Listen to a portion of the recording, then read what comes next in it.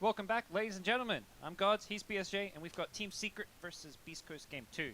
Beast Coast shocking us a little bit. Yeah, pleasant surprise. Yeah. It was good Dota. I don't feel like Secret played poorly, really. I think that Echo Slam kept them in the game. The 4-man vacuum into 4-man Echo, I feel like the game would have just ended maybe 10 minutes earlier if it weren't for that. So even a few things going against Beast Coast, and they still took it. Yeah, and it's kind of almost fitting, because in some ways, the South American teams, they're always these wildcard teams, but for Team Secret particularly, like, they've had a history of sometimes being upset and, being caught by surprise. Like, going back to, like, Kiev Major, like, 3 or 4 years ago, they lost in the first round of the playoffs and got eliminated by a South American team. So, Beast Coast kind of continuing that a little bit here. Just group stage, still early days. I want to look this up, but I'm almost certain that Secret was the team that eliminated Infamous at TI9. Okay, so forget everything I just said.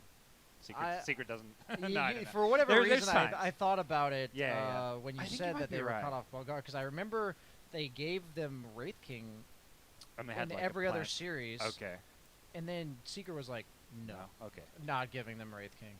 I think you might be right. Yeah, I'm just confirming with the bracket, because this is something that is incredibly relevant, that I promise I'm not trying to be lazy, guys. I just only thought about it because he mentioned that they wouldn't get that. They would get, yeah, they were 2-0'd Infamous. 2-0'd, yeah. Yes. Okay. And that was after they had beaten Newbie as well. They were making a run through the lower bracket on the side of Infamous, so they were the ones on the yeah, they were like, no, your Cinderella story ends with us. But Mars getting a first round ban. Now I respect that players having their signature heroes, but I don't think Mars is necessarily broken or anything, and I also don't think Whisper is like a one-dimensional player. Yeah. I view him as a very versatile offline player. So for weird sure. ban. Shadow Demon first pick? That's something totally normal, yeah. Totally normal. 5 seconds. Yeah, I actually have no idea what they're going for here. Are they trying to set up like a Luna or a TB or something? Like maybe there's something. Yeah, they wonder if they're saying they feel like Team Secret's gonna pick based on what's left in the pool, and then Shadow Demon's good against it. I have to imagine Weaver's of a strong consideration. It's been getting banned a lot, but they are gonna ignore it, perhaps. Weird that they're picking Earthshaker when there's already a save in the equation. I think maybe Beast Coast predicted that whatever they pick, Team Secret will still snatch up that Shaker. No. So preemptively countering their signature strat, perhaps? Let me see. Let me look at my drafts real quick, because I have Secret's drafts. They've only played 3 games, so there's just so much data to go off of. Yeah. But they had no Earthshakers up until that game, last game. Ooh. So there's the deviation. Venge comes out second. Makes it difficult to save somebody if they are swapped when they get stunned. So that's probably the idea behind it. And I'm curious if Beast Coast will go ahead and snatch up that Illusion Hero. 10 seconds. Even though Earthshaker on paper is like good against Illusion Heroes, I do think TB is still decent, because you buy like SNY, BKB, and you aren't necessarily clumped up around your illusions, and then you can reflect the Venge. Yeah, right. So they might even go for an early pick TB here, but maybe the hero's just not powerful enough. Maybe that's the reason. We're seeing fit pretty little. There's been 1 or 2 TPs, but not what it quite used to be. Venge does feel like it's like that. To me, this is ending. Okay, the Nature's Prophet didn't quite work. What's another kind of flexible opening 2 pick? Because we've seen the Venge play as a support. It can play in that core role with the Ags build. And to me, this is just a slight kind of tweak in the drafts from Puppy to try and fix things here for game number 2. Yeah, we thought they might have to go back to the drawing board, and this is certainly a hot take, or a different take, I guess you could say. Their game plan. Last game was very skirmishy based, I guess you could say. Low cooldown, and Venge is more about like long drawn out team fights, damage, minus armor, so we could be seeing like SFs or Slardars or something like that. And they instantly pick the Storm, which to me is okay against Venge, because if she swaps somebody and they barely get out, the Storm can probably go finish them off. But you're also dealing with Shaker, who's a hero who can stun you from long range, setting up for other stuns, such as the Venge, that would normally struggle to connect against the Storm. But definitely a 5 Chris Luck seconds special. remaining. He needs a hero that can kind of just go deep. BEASTCOAST's turn to ban. Like we saw the Void Spirit there. It's crazy how Beast Coast, out of all the teams, they just randomly die on the map. You know, remember when Chris Luck was at the tier 2 top with 4 people collapsing on him? Yeah. And you just wonder how he got there. And then you look and see that the rest of Beast Coast is farming 3 lanes, so 10 seconds makes sense. remaining. There's a method to what Whatever they're it doing. is, Yeah, yes. when you scratch your 5 head and you look around like, seconds remaining. okay, it kind of makes sense. I think with this storm pick, it's also like, to me, when you talked a bit last game about, okay, what to do when you have that second pick, how you get the last pick of the second phase and the third, the final phase. That's the one pick where first pick has the edge, is that fourth pick of the draft, so to speak, where they pick Storm, because they pick it, then they get the bans. It does feel like a position where you want to pick a core hero that can have a high impact on the game. Yeah, it's also covered a bit by the Shadow Demon. You don't 5 want to seconds pick heroes remaining. like Lena usually because they struggle against the lack of mobility that they have in their kit from the Demonic Purge. Like they can't build Yules anymore, anything like that. Death Prophet. These heroes that generally lane dominate against Storm that I'm thinking of. Quap, pretty much the only one left that doesn't mind getting purged because of her innate blink. Quap band. Yeah, I'm saying like Oh, they yeah. I Oh, think sorry, they're I yeah, think yeah. they're covering their bases really I well see. with the bans plus the 2 picks they have. Teams 10 usually have seconds very remaining. refined 1-2s. Like if they pick Shadow Demon, they have like 5 probably seconds across remaining. all their scrims maybe 3 or 4 heroes they've ever picked in this second roll. Secret's turn to And ban. that surprisingly anti-mage, Shadow Demon's kind of decent against him. You can disrupt him and get his mana burn. But Storm, very annoying to play, obviously. So, and Team Secret banging out that silencer. I think with 10 with the seconds shaker that remaining. and how last game went, that is a good idea. It just makes it so difficult 5 to play. seconds All the remaining. items Oh, Earthshaker yeah. wants to buy, none of them allow him to execute his combo against Silencer. You don't want to buy like BKB or Lotus or anything like that. You don't mind buying Yules, but you're not getting global, then Yulesing yourself, and then and then Echo slamming somebody. That's not how it goes. Yeah, you need that instant response. So, we'll see what that last band's going to be, and then we'll head into Team Secret's pick here. So they banned the Sven. Maybe feeling like, okay, Wraith King was last TI, Sven is this TI for K1. I think Wraith King is not as bad as he seems. They gave him a little bit of a buff, and his build with the soaring, I've seen a lot of people go the soaring build. It's pretty scary. They go for Lesh.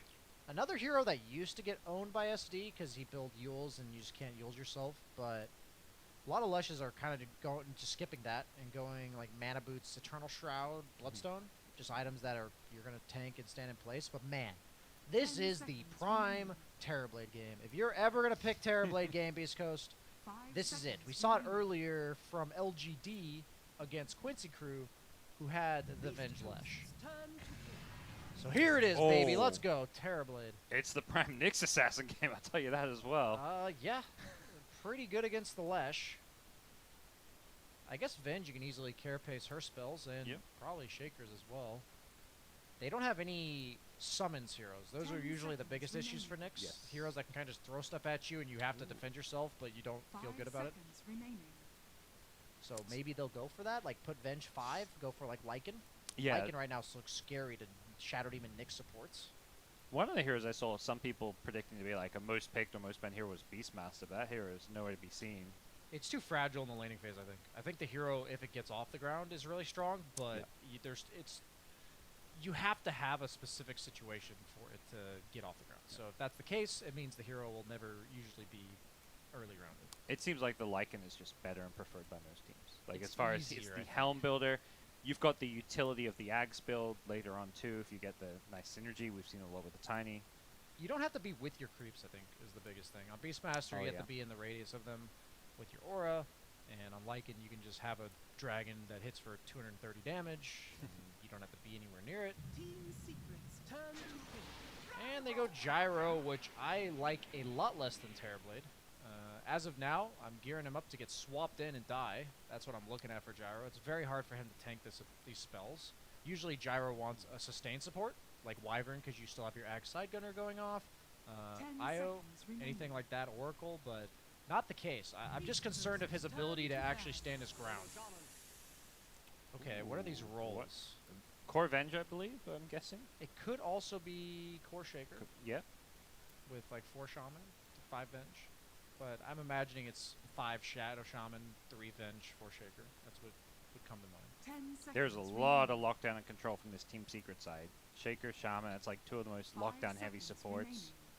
No saves. I mean, they have Shadow Demon and Disruption, but they're gonna cast 1 spell on you. You're gonna get disrupted, and then it's either gonna be Fissure or Split Earth, or even just Shaman just insta hexing you after you come out. It's not gonna exactly feel like you got saved. You kind of just got your fate delayed.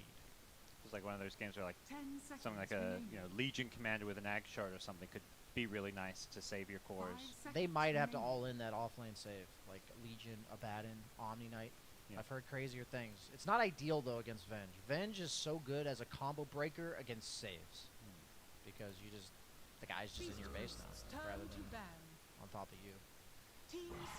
Morphling banned against Gyro makes sense. That was the niche hero everyone was petrified of. If you go back a year or 2 as well, I think he won like some crazy number of games on Morphling in a row. Yeah, He had that like was back when he had the attribute shift where when you were stunned. I remember Secret was just first round 10 picking it seconds every remaining. tournament. Free wins all around. 5 seconds remaining. So what's Secret to worry about here? Definitely some questions about where their lane's going, which is a good thing when you have that last pick of the draft, having that kind of flexibility.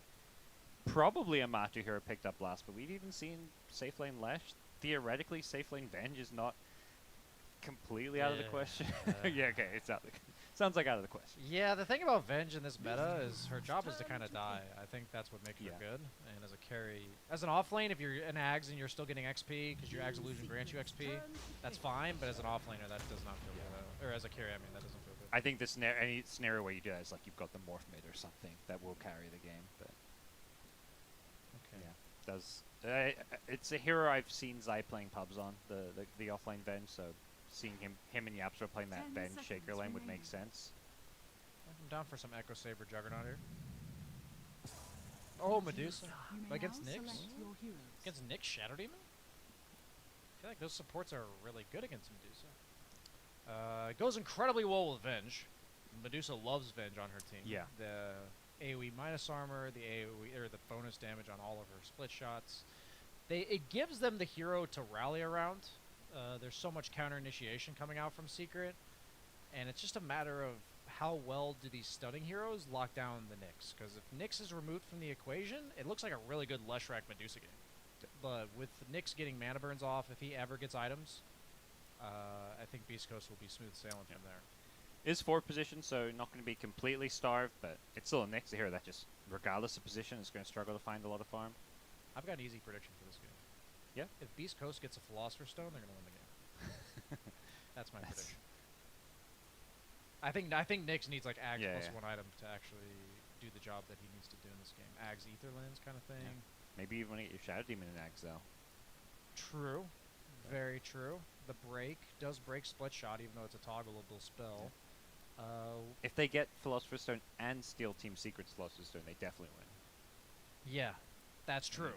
Okay, you know, I will bet something of my life on that one. You know, like I'll my right arm. You know, if they get 2 Philosopher's Stones on BEASTCOAST. Now, just don't actually drop your Philosopher's Stone, please, Team Secret, because if there was the small chance that you still win, that would not be pleasant. That's probably going to be one of the worst neutral items you could good to be this good. to drop or accidentally lose. give to the Yeah. enemy team. I It think feels good to be for this Whisper, Sand King's a really farm-heavy offlaner that would prefer to not have to always be fighting. Obviously, he's great at just being a blink stunner for your team. And they don't have the best way of punishing that. Earthshaker Venge. Earthshaker needs to get blink. Venge needs to farm the Ags. So that window where Sand King may feel pressured to have to go do things may not exist this game. So we may be looking at 3 very farmed heroes for BEASTCOAST, similar to last game where Whisper's sitting on a lot of net worth, similar to Timbersaw. Smoke in. Yaps are in position with the boots to get away, and well, they'll get a D ward out of it and probably have to deny their own ward here, but a decent outcome overall. Kind of a neutral outcome. Maybe you play the mind game and don't deny it, because Secret's going to be like, okay, they denied it, so we're not going to 30 sentry it. seconds So you to battle. leave it there.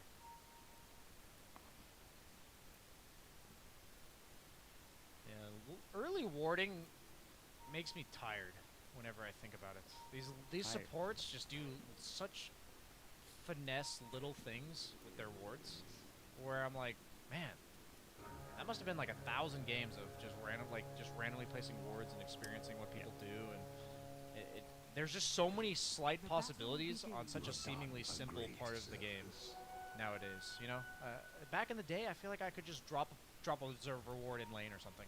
You know, call it good. That doesn't fly anymore. And those early game D wards, it's a lot of gold. I think I was talking It's to XP Jenkins too. about it. Yeah. Like, I feel like Observer would give too much gold. It's kind of crazy how value sentries are. Like, even if you only get, like, an Observer with every 3 sentries, they still pay for themselves. I am down for observers to give 0 XP and gold for the first like 5 minutes. I'm down. Okay. I'm down for them to do that because I think it should still be rewarding to deward, but it can actually decide lanes. As Puppy just gives him an ether shock to the face. Wow. Did he have a fairy fire? No, he didn't have like any way to survive that. He Got just Demolished. Double Ether Shock and some right click. I mean, Shaman, 74 base damage. You don't mess around with that. ether shock is 140 damage too. It's one of the highest damage spells in the game, level 1. 140 to the face.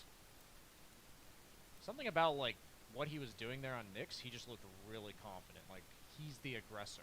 Yeah. You know? I only caught the second half of. Oh, he's got his buddy. I saw 2 sticks. I was like, what's going on here? I just bring his buddies. But yeah, What? definitely catching the second half there. I was like, okay, this looks. I don't know how he got in this position, but it's not a good position to be in. Yeah, I think at that point, if you try to run, you're gonna die anyway. So you kind of just commit, and it looks epic. You know, you're just dying as a man. Yeah, run. You get forced to use all your regen and don't trade at all. But I can see, you know. Well, I'm Be saying forced. like what looks better, you know, what he did, or like walking away and Stop. dying. I mean, They both look pretty bad. walking alright? away and living, maybe? It's Was like that an go- option? yeah. Was that ever an option? I'm saying at some point in that engagement, he realized that the only Yeah. way back was in a body bag. So he took that route, and he committed, and I respect that commitment. Free TP scroll. Right? True. Those things cost 100 gold. He did end up using it immediately after, but the thought is there about the free TV scroll. Yeah. Oh, he might be Stinger. going down here. They're Yeah. level 2 He's bench. blocked. Yep. Oh, okay. Okay. Who's going down? Both are going down. That's a Yapsor play right there. Yapsor 100% called that play. Hey man, we're gonna be able to kill the Shadow Demon. Maybe before you die. Solo XP and gets the gold. Taking a look at the mid lane. Nisha not going to land the split earth. Could be not really in any trouble, but not winning the trade war so far. Chris Luck not going to be able to get to this water rune in time. That would have really hurt Nisha's lane, but Storm vs. Lesh, so far Storm with a pretty decent CS advantage. Zoning. Yeah. Yeah, this is not. I'm pretty sure this matchup's about 50-50. I have to consult Eternal Envy on that one. It feels good to be this good. It feels good to be this Or good. PPD. 2 mid lane specialists Yes. from and a mid lane specialist too. And That means that, like, cream of the crop, yeah. Yep. Well, Stinger coming on in, trying to see what's going on. Nice timing for him to come up here to stop the stacks from happening, but he may pay for this with his life. Tries to go for the bounty. Oh, he canceled his attack there. Was going for the deny, but didn't get it. He But then tried to deny it with his illusions, so yeah. he tried really hard, but at least he didn't have to pay the price of any Yep. retribution. He stopped the stacks from happening, which in itself feels, I think, pretty good. He's mainly got nothing better to do, I think, right? He's getting in, blocking the small camp, and just being an absolute pest. Schofield's blocking camps. They're blocking camps all over the place. As Nisha's looking for the split earth, not going to find it as he cancels the animation. Constant harass war in this minute. 22 to 12. That is a big deficit. As K1 goes down in the bottom lane. Oh, playing too aggressive there. Venge is a scary hero. A lot of damage from both heroes with the magic missile doing 180 and the minus armor of Wave of Terror. Interestingly enough, Zai might be leveling his passive soon. Mid lane? No, they're just going to secure around. I was like, both supports rotating in. They're going to get the double water rune, I believe. They're at least going to stop Nisha refilling his bottle. I'm going to keep an eye out on this. I think Zai is purposely not leveling his passive so the lane doesn't push. Okay. He wants it near his tower. Yeah. Cool, cool. 'Cause usually people go 2-2-0. He didn't take stats, did he? Okay, that would have looked really bad. And now he just takes the point and wave. You're making me look bad, Zai. I took time out of my day to recognize that. Yeah, I'm sure thinks about another stun, but doesn't go for it. Whisper's doing great top for a Sand King. Sand King struggles early levels usually. And even though Medusa's still winning by a few CS, they don't, like, Sand King's similar to Axe. He starts cutting creep waves, and they don't really stop him as compared to what we saw earlier. So he should have a pretty feels-good start. He's already gone for the Soul Ring, which allows him endless sandstorms. Queuing up the Tranquils. Chris Luck just hit level 6. And he's going to use that to ball lightning over the fissure. Get out of there okay. Whew. I have to imagine there's some small camps in there. It feels good to be this. Yeah, probably. But either way, that is a big farm advantage going his way. Secret has an insanely greedy draft. Like Venge, farming offlaner. Medusa, very farming safe laner. And Lesh, I would say his early momentum is based off of either him crushing the lane or his other heroes being like really strong so he can just like follow them. And so I'm imagining there's going to be a lot of do nothing from Secret. And Storm Sand King, also greedy cores that are usually hindered by their need to participate in the game. And I don't think they're going to have that. So I'm really leaning towards Beast Coast going into the mid game. Yeah, they're just playing the lanes really well so far. The Gyro did die that one time, but he still managed to continue his farm. They've got 3 of the top 4 net worth heroes. They are looking for that 6-minute rune now. Puppey even rotating towards mid to try and secure it. Arcane rune secured for Nisha. Nicely done. They get the Hex on Chris Luck, followed up by the Shackles. The Splitter is going to be there as well, and Chris Luck gets punished for trying to steal the rune. Well played by Secret to bring numbers. If you showed me that clip and you asked me to guess which mid lane player at TI did that, I would have probably guessed Chris Luck. He sees 3 heroes at the rune, and he's like, I don't think he's going to be ready for me to do this. I was trying to think who else I would pick to do something like that. I'm like, Chris Luck is consistently inconsistent about his plays, guys. Trust me, it's quite a marvel to see, and it works. He's at TI multiple years in a row, so I'm not going to question it. Yeah, it's the crazy aggression and the wildness to it that sometimes succeeds. Similar to, I mean, it's like him and Schofield just have similar playstyles in different roles. I think these guys are just meant for each other this entire game. Yeah. And you can see, yeah, they've stuck together since that run, several years ago, and it's continued to work for them. Yeah, they didn't do that well the last major, but they've been a dominant force, at least in the South American DPC League. Getting first place and then second place. Yeah, you know, and Dota teams are just like a relationship, you know, and I'm sure these guys think these other guys, they get me. Yeah. They understand. And I'm sure there were times, you know, you have those low points where they thought about, do we need to make a roster change, but they stuck it out. Yeah, I think they thought about making a roster change, and then they went into a pub, and Chris Luck dove tier 3s, and nobody joined him, and he's like, man, I miss my teammates right now. And then they never thought about it again. Yeah. That was it. So it seems like the Gyro stats build is the way. Pretty much everyone's doing it. Ever since they nerfed Flat Cannon back to the mana cost, or not back to, but increasing the mana cost at higher levels, it just doesn't seem like there's an alternative unless you have IO. You just don't have enough mana to work with. And the alternative could be like buying Falcon Blade and a bunch of Clarities, but that's inconvenient. Yeah. So let's just not do that. Epicenter. No. Okay. Well, that Puppey wasn't quite in range for the level 1 Bar Strike. Another wonderful change that's happened this year for Sand King. One of the best quality of life changes is that Epicenter is a channel rather than or a cast point rather than a channel, so you can cancel it. Shadow Demon goes down, but that does reveal there was a ward there. He got kind of stunned from the low ground fissure of Yapso, but definitely worth it because he uses that to invade the jungle and kill bottom and take some stacks there as Chris Luck rotates bottom himself. Kills that off was Zai. A really cool TP by Chris Luck. Can he get out of this one? Follow up Totem. It's going to be close, but Chris Luck survives his way through it with help from a rain drop. Oh, bottle refill too. That's clutch. He needed that. He would have been screwed on the map because he TP'd bottom to get that kill on Zai. And can they turn this one around here? K1 going to go walking on in. He has the homing missile. believe they should be able to at least get Yapster. He's got the Tranquil Boot, so he's pretty speedy. Nisha looking to turn. They start with the Split Earth. The follow-up is going to be there from Chris Luck. He comes diving in. Scopefield from the low ground. Doesn't land the Impale, and the Fissure will help finish off the Gyro. Nisha just doing too much damage with the help of Yapster here. They've killed off 2. That was a 2v4. That's Leshrac early game. He's got enough damage for everybody as long as he's protected, and Earthshaker, quite the good babysitter at this stage. They're just scared to commit. Yeah, the Nyx can mana burn you, but it's just an annoyance as long as you still have enough to cast your spells. Yeah. Even if that Impale lands, like, I mean, it was a hard one to hit. I don't think that changes anything. 1,700 damage from the Lesh. That's kind of demoralizing for Beast Coast when you have 4 heroes and you can't get a kill there and lose 2 of them. And Shaman's level 6. Puppy. Ooh. Such a greedy support duo coming out from Secret. Like, their lineup is so greedy. I look at it and I'm just like, damn. Like, any of these cores with no farm just do nothing. Like, Leshrac needs farm, Venge needs farm. They all need farm. All these supports need levels and farm. And the fact that they're winning at this stage, I was favoring Beast Coast, but I just can't believe Secret somehow has a net worth lead with how greedy their heroes are. Yeah.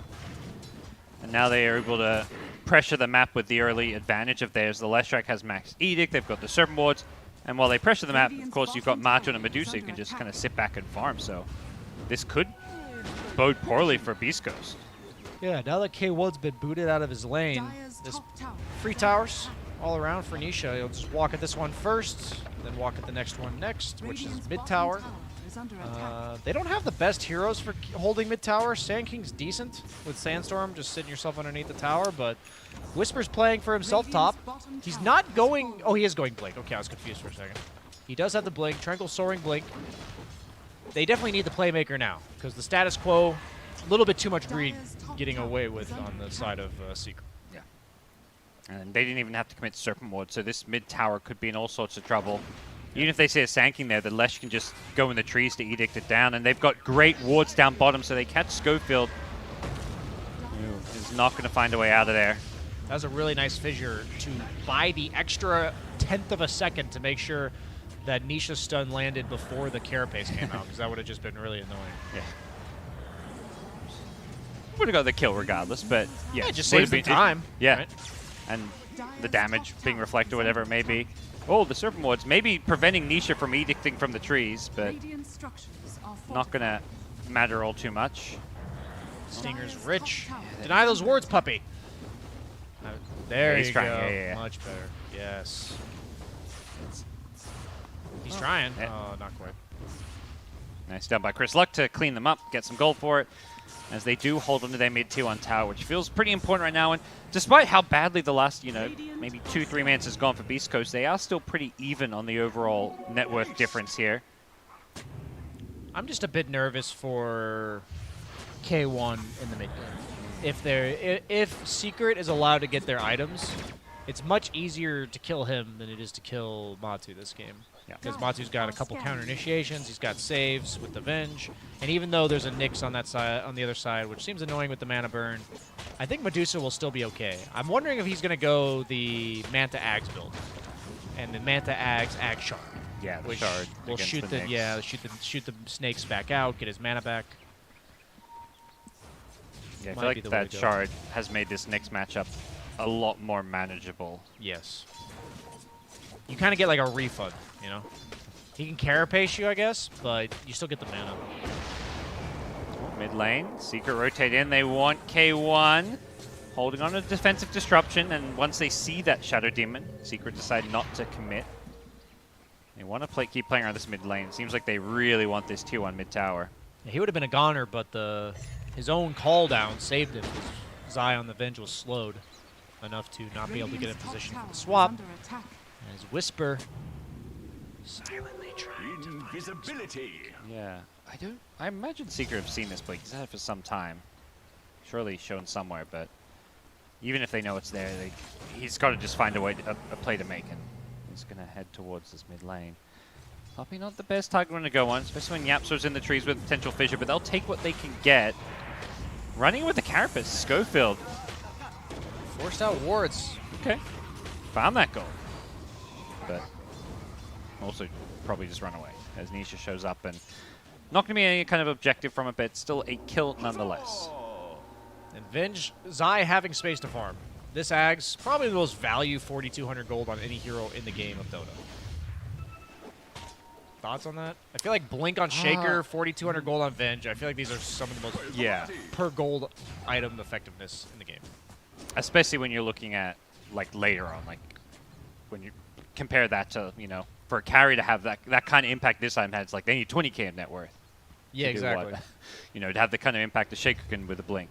It's just like once Venge gets Ag, she just never has to farm again, right? You just Yeah. run at people, and most of the time, if it's a team fight, people purposely ignore you. They don't even want to hit you because it refreshes your spells, guys. I'm not sure if people are aware of that, but when you die, your illusion gets to cast spells, and they are separate cooldown from your main hero. So you get an extra swap, an extra stun. The stun hits for 360. It's no joke. There's the epicenter Blink initiation. They take out the Shaker. And meanwhile, top, Nisha's chilling. They use the demonic purge, and he's all good to go. Yep. Oh, Matu's pushed pretty far forward here. Grislux pulls him back with the Vortex. Have they got the damage for this one? Stinger doesn't have a demonic purge. And Matu will be okay. Not quite as close as I thought it might be. Not going Ags, is going for the Scotty, which can sometimes backfire against the Nyx because you're just giving yourself more intelligence for more mana burn. Disruption was there. They're going to hit a split earth. Nicely played by Nisha. May just be able to chase down Stinger here. They've killed Schofield, and they're just going to get both supports with ease as Nisha edicts down the tier 1 tower as well. This maxed Hex build by Puppy is owning Yeah. against the Nyx Assassin. Absolutely owning. I don't think I've seen him carapace once when they're going on him. It's almost impossible against that insta-Hex, because even if you were to carapace, they'll just wait until it runs out. So I guess that was the idea. They didn't mind picking Medusa into Nyx as long as they had the insta-Hex from Shaman. Makes it almost impossible for Nyx to play. He wants to be able to reactionarily pop his carapace, and that's not the case here. He has one component towards his Ags on Schofield.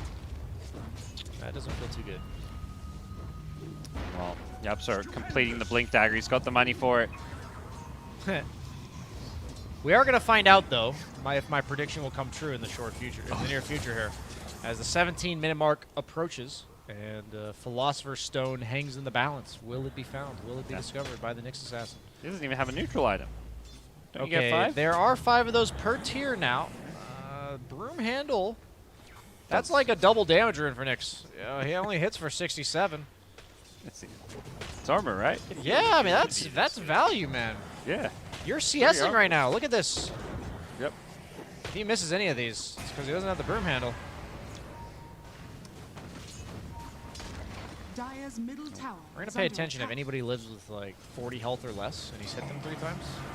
Runs into a sentry. The Blink Echo Yapsor deletes the Nyx, gets the fissure onto the second. Yeah, it's a sick fissure.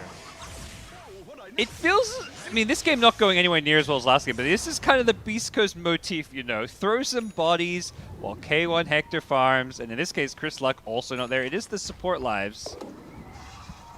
My only question is, did they think going in, okay, he's acting like there's 3 heroes behind him, let's find out. Like, is that their mentality? Because if there's anybody behind Zai, that's never going to work. Yeah. In my head, kind of with Beast Coast, is they're just like, you know, screw it, let's try, let's see what happens. You know, they're just willing to run and dive in. At the same time, you know, these are one of the best Dota teams in the world. Yeah. I'm sure it's much more. Like, the way my brain operates, I'm thinking they're thinking, I don't believe you, Zai. Yeah. You don't have 3 teammates behind you here. Calling his bluff. Yeah, but... Maybe it's like, and if he does, we find out, and that means we can aggressively Hector's farm. farming. He can, farm at the entire enemy top side of the map, etc. Because if they go on him and nobody reacts, Hector's probably scared of a smoke. Great 2-man Burrow Strike with the follow-up damages there with the cooldown as well, and Zai does have the second life. The swaps Matu in with the Stone Gaze. He's trying to get in front of K1. K1 doing a nice job not getting gazed up, and they've killed off 3. They got Puppy as well in the backlines here. They do lose the Storm in the end. That was Whisper Nisha looking to finishing them off. re-engage. Yeah. Zai still has his Venge Illusion. Gets the Carapace out. That's going to take out the Illusion. And no detection for Schofield. They're going to find Nisha. Yeah, he's in trouble. Blink Burrow Strike, the Impale there as well. The damage is more than enough. Matu's in a 1 versus 4. Sand King incredibly low. Can he do it on his own? Whisper needs to stay in biz. They don't have the He dex runs out! for him. Oh! The sentry's right there. It was... Yeah, there we go. Yeah, he ran just to the south of it. What a big kill to get. Okay. Matt, we need the fight recap with the Medusa. This is... Where's team fight recap number 2? I'll look at it. Maybe it's on mine. Oh, yeah. It's we got to combine. We got one of each. Okay. So it's 17. Oh no, I've got the yeah, second. I yeah. didn't see the first anymore. Okay, so it's 1,800 gold swing, just those last 2 deaths. Yeah. And they're trying to fight without this Medusa now. And it's 3,400 XP. Wow. I feel like BEASTCOAST just team fights so well. We saw game 1. We're seeing it again here. Whisper. He was the man in game number 1. He's looking to be the man here in game number 2 once again, as he's just charging forward, hitting 2-man Burrow Strike after 2-man Burrow Strike. He wants more. You're just chain feeding. Another Burrow Strike coming on through. Zai with the swap out, but he's already dead. This is just his illusion. He will take out a Shadow Demon. That is just not going to cut it for Team Secret. They've given BEASTCOAST so much these last few minutes. Okay. I was just curious what's going through Matu and Nisha's head to stick around there, right? Because you have Medusa Lesh, no reliable stun, the Venge Illusion was dead, both your supports were dead, and you're against, like, Nyx Sand King. You know, you're going to get caught. So it's interesting. I wonder what was going through their head to stick around.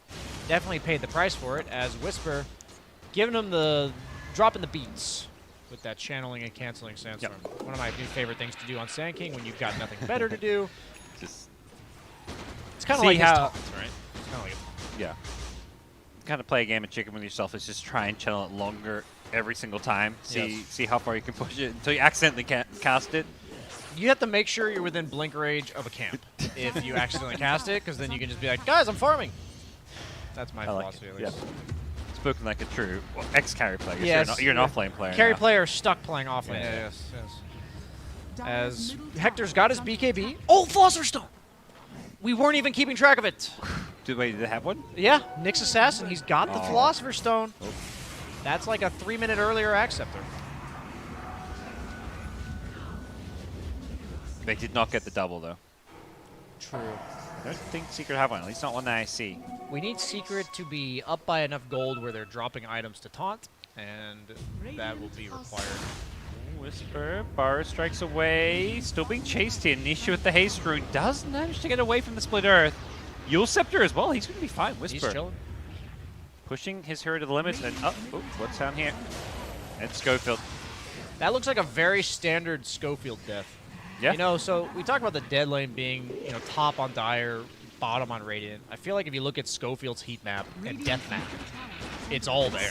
It's all there. Last game, Tusk, he was dying top over and over again. In this game, he's Nyx. Different hero, same game plan. Hector, top of the net worth, baby. You just ping that Acceptor, you ping the BKB, and you say, I got you, dog. Yep. As they He's- committed Shaman Wards for that. And he's he's got making the money. Philly. He's Yeah. got the Philly, yeah. You don't feel too bad about being dead when you go to Philly. Yeah, that's adopted from Fogged. I believe him and Lacoste call it Philly. I don't know who started it. I think Lacoste actually started it. As he's camping on the high ground. Oh, they see him, though. Jump on in. Sankin gets Hex before he can use a Bar Strike. The Nice Vision stun. game. Nice disruption. Going to keep him alive a bit longer. Can he get out of this one? Oh! Yapster, he mistimed the Echo Slam. They do still get the kill as Chris Luck jumps the backlines, wants the Shaman, but has to be careful. Has to respect the Hex. He gets caught by that. He's in all sorts of trouble. Two-man fish from Yapster and Secret. They've got numbers. They want to chase. They want more. They'll definitely get Schofield here. Taking advantage of the high ground Observer Ward, and BEASTCOAST completely caught out.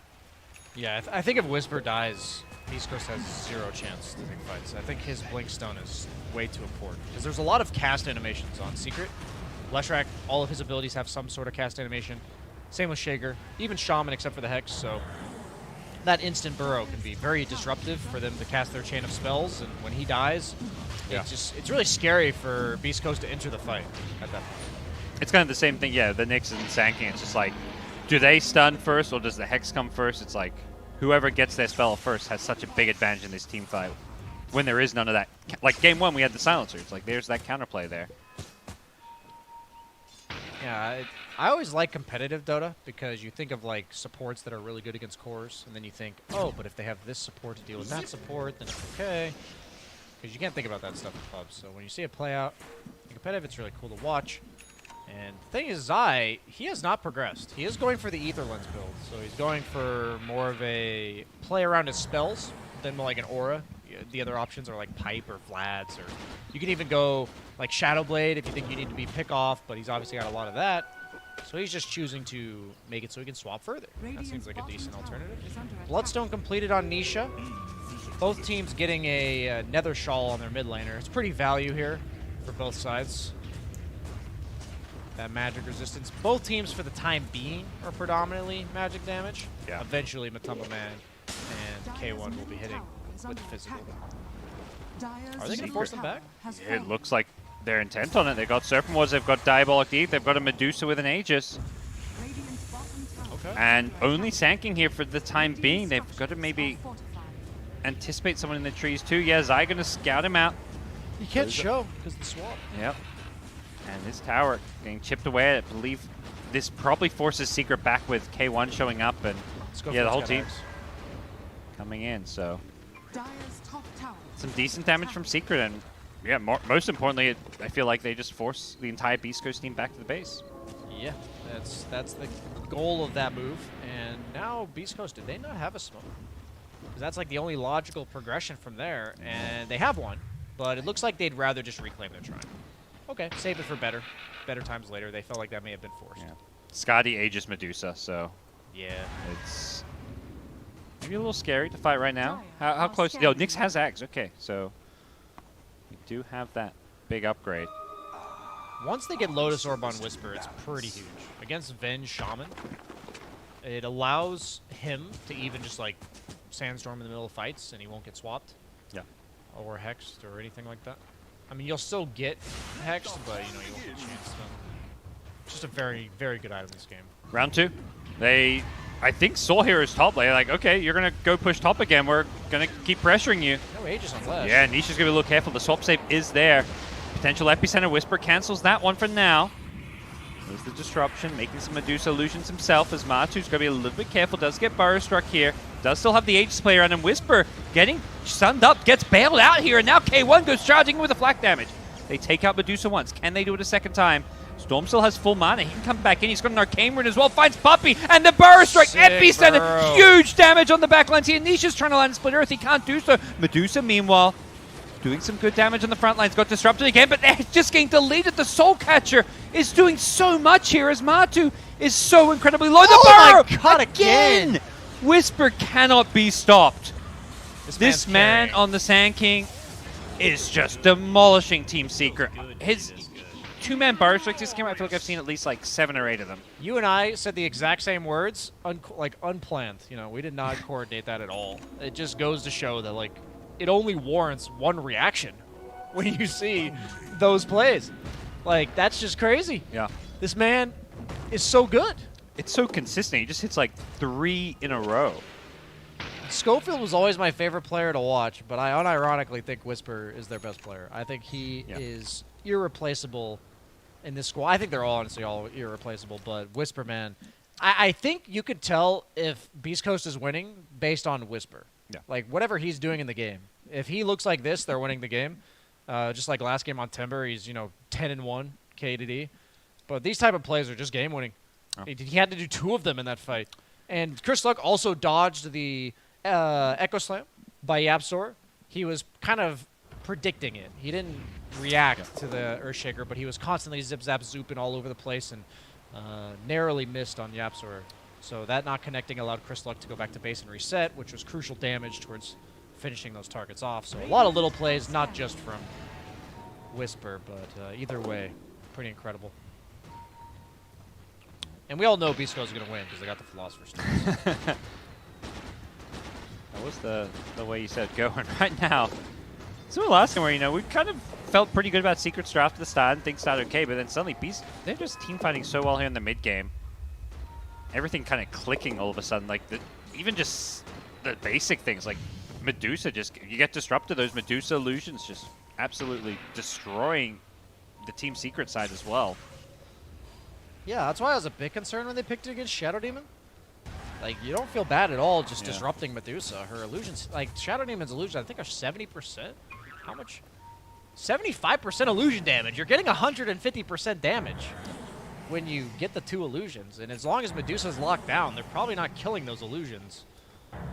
So that's oddly terrifying. And it's like, even when Shadow Demon shows, they don't really have that hero to jump. Like, yeah, Shaker has a blink, but you don't really want to... You can't just jump that one hero. Shaker's waiting to play that counter initiation, so... Whereas it's the opposite for Beast Coast. They've got multiple heroes who are happy to kind of jump in or jump the back lines, kill a support. Yeah, I wonder if Venge swap will negate this Nyx. You still keep him in Burrow Strike? But, sorry, you keep him in his Burrow? Yeah. But the fact that he's not burrowed in like a safe spot anymore, maybe that'll be a crucial factor for them winning the engagement. But as of now, I'm just struggling to see, like, if you listed off a chain of spells to win a fight, I don't know what secrets are.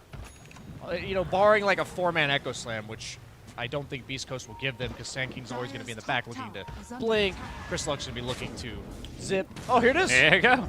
Maybe this is it. Carapace, they drop the Servant Wards. Here comes... Oh, Puppey gets the Hex off quickly, but no follow-up disables there. Chris Luck now BKBs, takes out Puppey to start things off, and they have lost the Nyx, who will buy back. Chris Luck getting a bit low on mana and health, has to ball himself out of there. As the physical damage is a bit too much to deal with, as K1 Hector on the front lines wants to go on Matu. Has he got the damage for this? Doesn't look like he's been stunned up. And with the Zai illusion coming in and sticking around, I'm going to shut up he's now. going to go down. Schofield does get out of the sentry, gets away from the stuns. Okay. Team Secret find themselves a good fight here, hoping for Roshan, but still at least another 45 seconds. That I was suspicious that might work, and Secret was very confident that that would work. The Lotus Orb even came out from Whisper, but Puppey willingly hexed himself. He's like, we got to make sure this Nyx does not Carapace. So it allowed Nisha to get like half of Schofield's health down by the time he actually Carapaced, which was pretty huge there. There's damage reduction from Burrow, guys. He's tanky. I think it's 40%. It is. I can't see it when he's in Burrow. Oh, it is. You hover the axe, maybe? No, 50% damage reduction. It's a lot. 50%. That's double your HP. Daedalus on Matumba Man. No BKB yet. He is queuing up the shard and the BKB. He definitely needs those. He's probably hoping for Roshan Shard, but... I don't think they're going to get Rosh. Yeah, that's... probably comes down to whether or not he's going to need the shard for a potential Rosh, but... Because for now, just work on the BKB, get the shot afterwards, and see what happens with Rosh. Let the dice fall, or the cards fall? Whatever that saying is. Cards play, dice fall. Okay. I don't know. Your See how guess the is as cookie good as crumbles. mine. Cookie crumbles. That's a Bruce Almighty classic. Yeah. See which way the wind blows. That's even more classic. Okay. So that buyback's going to hurt Schofield's item progression, for sure. Whisper going for the Eon Disc. He's just going to be like a meat shield for the team, except the initiation that Secret has, which is a pretty big item this game. Finds himself a rune. Zeiss is fishing. He's happy to throw away his life. You kind of mentioned his job being the initiation with the, you know, he's got the axe, he's got the second life. He can always have more swaps later on to save people as well with the illusion. He's a kamikaze, you know. He jumps in, you kill him, he's gonna like blow up on you, you know. That's exactly what he's going for, because you just get all your abilities back. That's a lot of damage. What is he needs that level 20 talent on Zai. I think you would take the magic missile damage this game. Stinger gets caught out. A little bit out of position, perhaps. There's the epicenter. Burrow Strike follow-up. They've already killed up Puppey. Nisha can't finish off the Sand King because of the Yules, but does do so once he lands, and Sand King going to immediately buy back. Stone gets being committed. K1 in some trouble. He's just going to look to turn and fight with the Satanic. That mana Can't burn. quite fully lifesteal up, and yep, mana burn deletes Medusa's mana pool. The Echo Slam is there, but Matu, he's still so damn low, and K1 going to come in for the cleanup. Rocket Barrage takes out the Venge, and Yapso dies as well. Only Nisha surviving in the trees. Oh boy. This is just an insane Nyx game, and we saw Puppey negating that early on in the game, but now that they have Lotus Orb that Whisper is using almost exclusively on Schofield, and then this axe, like, you're not able to take this Nyx out of the equation anymore. Yes, he ends up dying, but at what cost? As the second Rosh will be going to the side of Beast Coast, who's going to take the Shard? Sand King's Shard's pretty good. Storms is okay. I don't think Gyros is worth it in this specific instance. Looks like they're giving it to Chris Luck. And Scotty on Hector coming out soon. Battle of the Scotties. The only difference is that there's Nyx on one team and there's not Nyx on the other team. So after Sure. both heroes satanic, or after both heroes sustain the fight, I guess I'll say, one hero will still have mana, and the other one will not. So I think long fights benefit Beast Coast pretty heavily. Perhaps different story if they can kill the Nyx at the start of these fights. but Absolutely. Completely different story if they can. Has the Aeon Disc queued up, which, yeah, the logical item to get after the Ag Scepter. He knows he just needs to stay alive in these fights. And Cue the song, baby. You can't help it. You just can't help it. There's no turning back. one of the few songs, like, as soon as you say that, like, it's just in my head. Yep. I like it. Hopefully not for too long. You know, you're not going to be in your hotel room tonight. Okay. First tier 2 tower going? Oh no, we actually lost a tier 3 bottom. So. Oh, yeah. Dire's top This game has slipped away from Secret, because, yeah, they They really were in mid, control. yeah. That Nyx Ags, I'm telling you, it was online just in time for that secret push that we were talking about. Yeah. And it was because of the Philosopher's Stone. Game changer when it comes to Nyx Assassin specifically. There's very few neutral items in the game that I think can drastically change the outcome, but I do believe with Nyx Assassin, because the hero does so much with one item, Yep. but has no way of getting that item, Philosopher's Stone makes just a day in that difference. As BKB Amatama Man, so he will have 9 seconds where Schofield cannot push W on him and remove all of his mana. So that's good. Definitely. This entire team screams, like, you need BKB on Team Secret, which is where, you know, Medusa not a traditional BKB carry, but definitely against this draft. Kind of just got to suck it up and die like 3 times first because you're in denial, you know? We've all been there, carry players, you understand. And then you're just like, well, it's time. I've been stunned for 12 seconds in a row by this Nyx Assassin. I will buy a BKB. He has the Enchanted Quiver too, which is quite a nice item on Dusa. Let your regular attack be queued up from further away. Hector, 2.5 minutes on the Aegis. That is a feature that players can see. If you guys were not aware, you have not, you know, you've been living under a rock or outside of under a rock because you don't play Dota all day. They did add that just recently. So there's no more. Whoops! I died right as my Aegis expired. Unless you're oblivious. Are you a fan of that? I personally like it because it's like a skill thing that I don't think like adds interesting mechanic to the game. But there are the players that record at the time. And everything. Yeah. What about you? I agree. I think it's a little, not gimmicky, but it's like knowing the exact second or whatever. I think it's fine to show. Nice. Okay. Same. We're on the page. same page, yeah. Yep.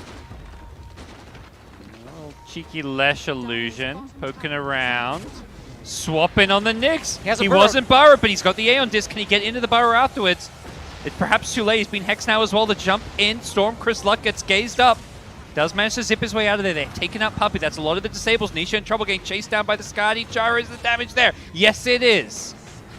Beast Coast run through Team Secret once again. And no Stone Gaze, no BKB on Medusa for the high ground defense. Schofield's Mr. President here. Get down, Mr. President! As Stinger's like disrupting him, Whispers Lotus orbing him. They use literally everything to save Schofield. And you can tell Secret knows, like, this guy has to die. Yeah. Like, this guy is the carry of the team fights. As Hector is the one just pushing the right-click button. Yeah. Well, we're at the point where you can't just totally ignore Hector now. No, this is the dream as Gyro, because the way you beat Gyro is focusing him down full to 0, and there is no way they can afford to focus Gyro here. So that feels really good. Yep. I think Gyro is the be-all, end-all carry in all of Dota if you can't afford to put 4 heroes on him and kill him. With the Nyx Assassin threat and even the Sand King threat and the Shadow Demon save, it just seems near impossible for Secret to play these team fights. I said that earlier, though, right before they won a team fight. So, you know, I'm just trying to make it interesting for you guys. This is me trying to do whatever I can to give Secret a chance to make the game interesting. Aegis is expiring, so We know that. for Team they Secret. know that. Yep. And they're smoking around this time, so I know there's a little window. Do they go for that swap? Puppy was thinking about some kind of a play. Starts with the Hex. Just Yeah, trying get to him low. bait out a reaction here. There's the Lotus Orb. Don't finish him. Well, you got to imagine Beast Coast themselves are saying, yeah, we'll dangle him, but we're not going to commit. We're nice not going to get try, baited. nerds. Schofield's very far forward here. It's not 20 minutes into the game anymore, Schofield. He's got the Aeon Distill, burrows on in. He's baiting this one. The Storm, Axe Vortex catches out 3 with the Burrow Strike follow-up. It's a huge triple kill for Whisper. His Sand King has been the hero of this game, and he continues to put up a hell of a performance. Get your poggies out of the chat, guys. This has been... Whew. This is just such clinical play by Beast Coast for both of these games. Secret, I think they got caught with their pants down this series. They were not ready for this caliber of K1. Oh my god, again! Another 2-hero burrow into a 2-man Vortex. They thought they had an opening, but K1 just satanics and chuckles it off. He's just flexing on him at this point. He's like, hey, just hold me in. Blink, Echo, Yapsor Okay. takes out Whisper. Okay. Takes out the Storm, Matu. Okay. Have they overplayed their hand? I don't think so. They're going to buy back the Storm. I think Beast Coast are smelling victory here, so they're going to go all in. They're going to be a little bit careful, but they've got 4 down. They're going to force out a buyback, and Matu, if he dies, he's got a buyback, so maybe he can kind of keep things going a little bit longer. Zai swaps out. It's just his illusion, but he needs to keep this alive for the defense here. He doesn't want to lose it. He needed that. Yeah. Medusa would love those auras. Oh, that's brutal. He's dead for 90 on Venge, so it's so important because he's like their disruption on their side. Yeah. And now, yes, Yapsor could fissure them, but if Matu walks up again, there's no Echo Slam. They get Even these illusions alone. disruption. Oh. Mana burn his ass. Playing the objective game. Be a little bit careful. They did use and commit some buybacks there. K1 has his, but Storm definitely saying, you know, I'm not going in. They're respawning. Shaman, he's got all his disables. Double damage top. Are they going to scout it? Looks like Kersluk's going to see it. Why not at this point? Yeah. You know, who needs damage items on Gyro if you just give him a double damage rune? Kersluk says that's mine. Oh, never mind. He's Jubaited. got the some overload bounces now too.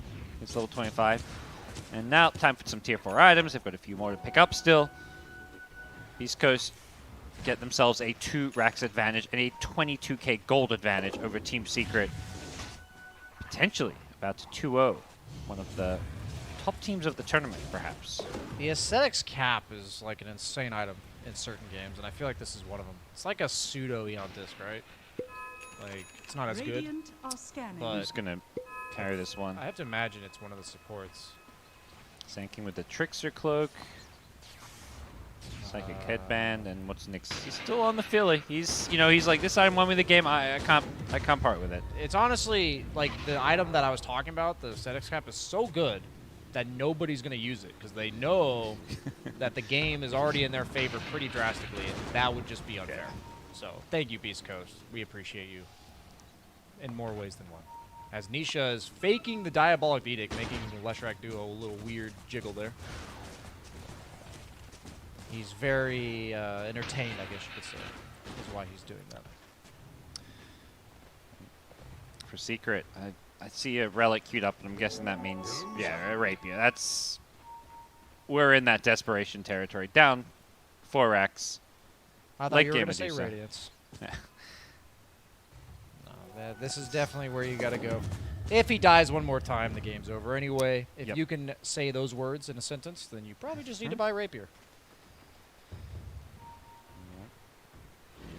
As for Beast Coast, they may give him some time to get that rapier up. They're content to sit back, wait for next Roshan, I imagine. Play things safe. You're looking at, you know, the 3rd Roshan, so Refresher or Aghanim's coming into play. Yeah, K1's at the point where it's time to consume that Ag Scepter. Yep. He's already playing Son's Boots, so see where things head. As yes, both teams will little peace treaty for the time being. Definitely, I mean, considering how today started for Beast Coast, this is quite the turnaround that we're seeing so far from them. Yeah, this is considered one of the harder opponents, at least going in. So. Chris, look, you're tilting me. I'm imagining it's pretty bad for Secret as well. Mira doesn't know what she's done, gods. I think the PPD one's more annoying, more tilting. Well, it's also really tilting when you're owning. You know, like, you actually are owning and you're using PPDs a lot. Yeah.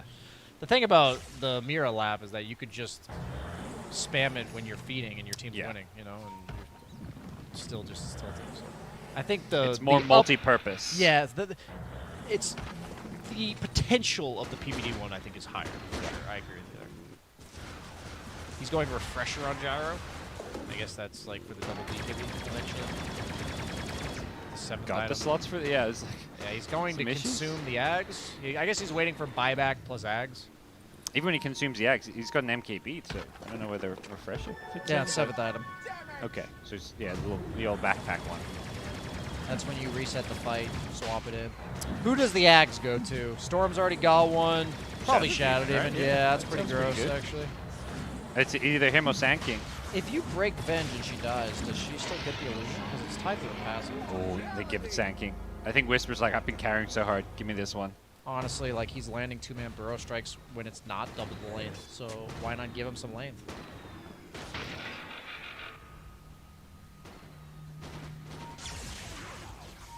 How many? Are we going to see more heroes in the Bar Strike? Nisha. That's the Ag shard, so we're going to see more and more split Earths. That thing's annoying. Yeah. But I don't think it's going to matter this game. Each one just happy to stand outside of it. Do what he can. They're just happy to just chip away at this one. Maybe the swap in. He's not Barb, but he's got the A on disc. Ball in from the Storm Spirit, getting the backlines. That's Puppy again. He keeps going down. Doesn't have that BKB or an Nick's A on gone. disc.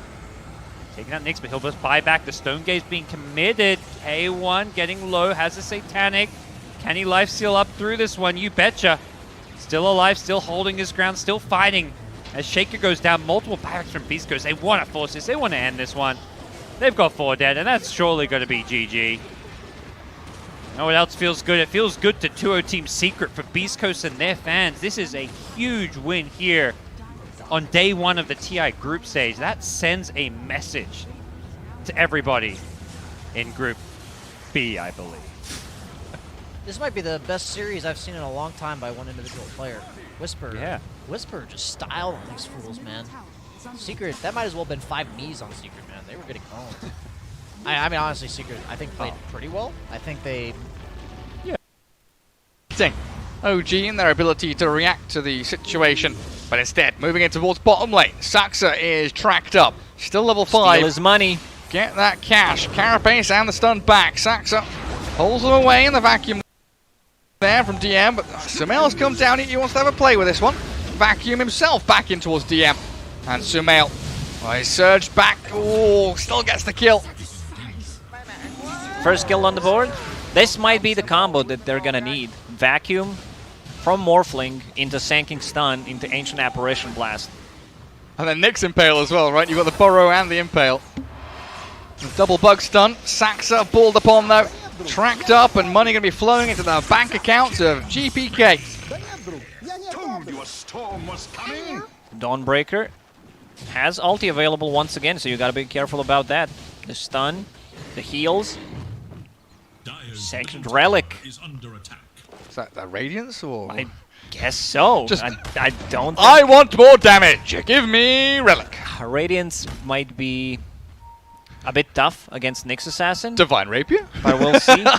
Could be Nullifier, I don't know. It might be could Nullifier against for the Wind Ranger. Ranger. Yeah. Speaking of Wind Ranger, Thompson in an awful lot of trouble. Tries to go for the kill over onto Save, and he does get the life claimed as Storm Spirit stunned up under his own tier 1 tower. Mid lane, OG get themselves a couple of sweet kills. But Nightfall found the finish onto Thompson. Seb with a burrow ready. And moves Oh, forward the with a Tumbler's Tumbler's Toy. Another stun from the Impale, but Io with a relocate save. Kingslayer there. Make sure Nightfall is safe and sound, but OG finally getting into action. And they're getting the kills that they need on the board. All 3 towers still alive for OG, so that's what matters, and they're putting the pressure on mid. Also, Ancient Apparition, you need to make something happen with your ulti. It got nerfed so hard, from 40 seconds to 60 seconds, level 1. Are we going in on this? GPK says absolutely. We go on to Seb. The Burrow Strike straight through the middle of them all. The wall drop. Where's the vacuum? DM wants it. 2 men caught up. Saxa Sumail. Both with illusions up of them. And Sumail on the run. But even with that Ice Blast flying across, he's going to try and make his way out. But stunned and chain disabled as they destroy OG. And Virtus Pro is playing some beautiful Dota. They're just running at them. Apparently, you don't need stuns to play DOTA. 13 minutes in, 17 to 3, 6k lead. Tier 1 tower drops. Yeah, no matter what you want to buy, once someone has a nullifier, this might be the fastest nullifier ever if he decides to go for it. I don't think it's going to be Radiance because of the Nyx Assassin. Yep. Wants to be able to ruin Wind Ranger. Can buy a Ghost Scepter, can buy a Glimmer Cape. Force Staff, any defensive item, this hero just completely ruins it. Not hero, So but good. the item, and he's getting very close to it. Mech, done on your position 4 bounty. Oh, that's beautiful stuff. So now you're going to have the Eye with a Locket soon, Mech on this bounty. Tons of sustain. Yeah, usually you think, you know, against Ancient Apparition you don't want to go heals, but I guess when you start doubling down like this, you just wait for Ice Blast to end and you're able to heal after it. And watch that back. GPK just says, I'm going in. And DM from that bottom right-hand corner made damn sure his wall was well placed. OG just with no response, no recourse whatsoever. And these are all track kills, so 7k gold lead, 4 Virtus Pro, big zip. Hey, look at GPK. Straight towards the Wind Ranger. Balls up. They've got another great wall drop. Thompson's on the run. Focus on the Saxa. Another quick and easy kill for them. Another track one and a beyond godlike Dawnbreaker. What are we at now? 10-0-4. GPK. He wants more. Oh, the Epi. Seb with a burrow. Straight back towards the Storm Spirit, but the heal at the back. Not enough this time. Kingslayer will fall as well while Save. He's on the run. OG with a response. Oh, good TP. Good invis. He's not quick enough. Bit too late. Nicely done by OG. Sanking, hiding into trees, into Shackle, and then he follows it up with Epicenter into Burrow Strike. He's actually going Radiance. Radiance is queued up for Dawnbreaker. Oh, what's happening, is it? Interesting. I was fully sold on the Nullifier. You made it sound real good. Yeah, I'm very good at lying, Gary, and convincing people. Apparently so. You're a good poker player. Well, Thompson locking the Javelin, so he's going to go Javelin into BKB, it looks like. It's necessary against, like, Darkseer, Storm Spirit jumping you. Oh, GPK. Storm. Not this time, buddy. The tips. There it is. Oh, The classic Oh. OG. that's got to feel rough for GPK. They were ready and waiting for him. We'll see if this Radiance, you know, pays off. You already have overtime damage is good. Stacking overtime damage is good. You're just playing against Nyx Assassin. And like, you're this far ahead. Radiance always feels like such a good item. Knowing that you've got heals behind you as well. Sustain into a Radiance hero. Just keeps that damage going and going. But now OG have some tools of their own. Blink Dagger Sand King is coming. Wind Ranger. Yeah, still short of the BKB. But the E-Blade from Sumail. Save, Getting pinging closer it and out. closer. He's going for those couriers. Deep Observer Ward placed. Let's see if he kills this one. A bit short. Oh. Sand King's one. Oh. No. He's thinking about it. Where's he heading? It's a lot of couriers. There's one. AA's courier. Is he going to kill it? No, he doesn't want to. Eh? So he wants to fight. He doesn't want to snipe a courier. He wants to fight. He wants to battle. Force the stun. Burrow Strike spent. No tail. Caught out by the Storm Spirit. Ball Lightning in and Saxa. Dragged back with a Vortex. In comes the Dawnbreaker to star break the Nyx Assassin while Sumail has to waveform into the trees. Ancient Apparition. Helped out by the Shackle shot. In comes Seb with the Epi Burrow. Beautiful in there with a vacuum back from Sumail as well. The Radiance Burn not appearing to do too much, but with a heal coming in, GPK's kept alive and they blow through Thompson. Seb, he's got another burrow. He's doing a decent chunk of damage and Sumail wants to finish on GPK, but he's surged. DM gets the Storm out of harm's way, dodging danger every step of the way, and Sumail chain stunned into oblivion. Now, the healing from the Dawnbreaker, it was a good executed combo once again from OG. I believe Save did not want to reveal the ward that he placed inside the base because they would know something is up. Did not want to kill the couriers, instead just went in and attacked the, I believe it was No Tail. This fight's still not over. No, Saxa is looking for the there's the Stormbreaker. Radiance. I mean, this is a massive kill if they can have it. Another burrow, the stuns are coming, but Nightfall still alive. Have they got heals for her? Nightfall, oh, the wand popped up, and Io with a Storm Spirit looking for Saxa instead, dragged into the Remnant. Well, Saxa's dead. AA Blast will miss. Kingslayer takes Nightfall with him.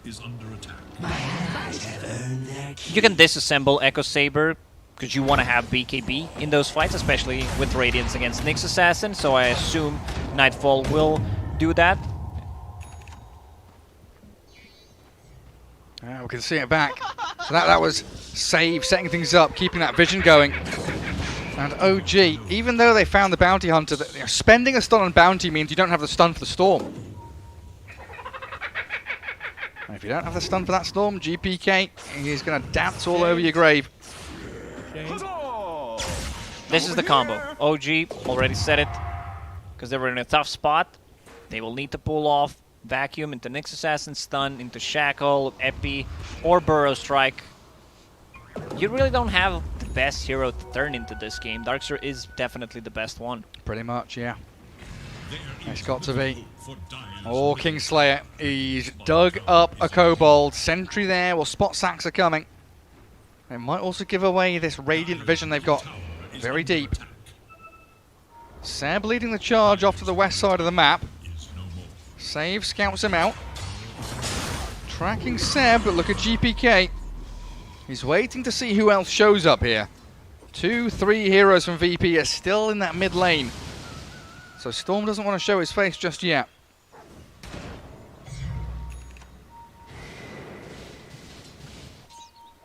Morphling, E-Blade done. Finally, big item. Oh, he got the Morph off. Yeah, he did. And Saxa's there to back him up. But look at that global presence, the representation from VP. Thompson turns with a BKB. They take down Nightfall. Streak now gone. GPK, any more stuns? He TP's home. Barely surviving.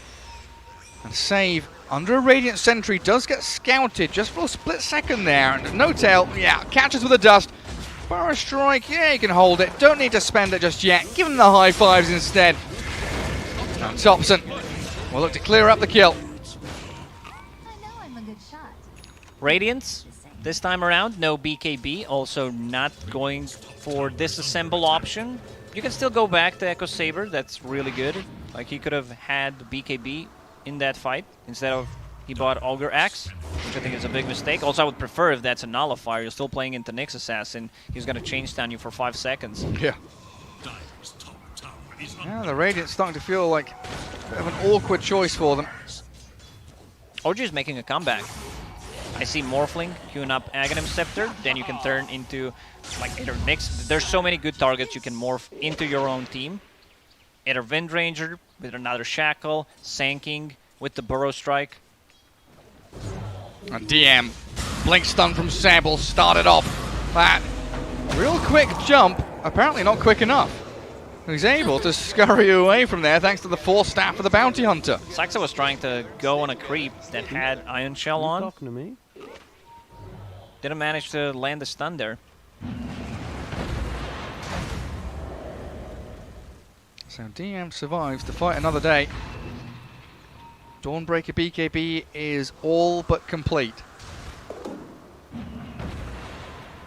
Thompson. Oh, GPK. Such a cheeky devil, isn't he? Always looking for the aggressive option. It looks like, yeah, they want to smoke.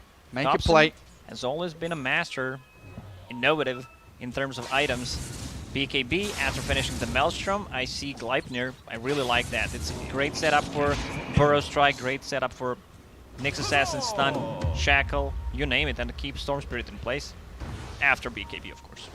It's also a great way to use a stun on a bounty or a storm to force them to either BKB or mech without using burrow, right? Because you want to burrow after the start of the fight. As the focus fire from Thompson launched towards GPK, forcing a bit of heal and sustain while Seb takes down Save.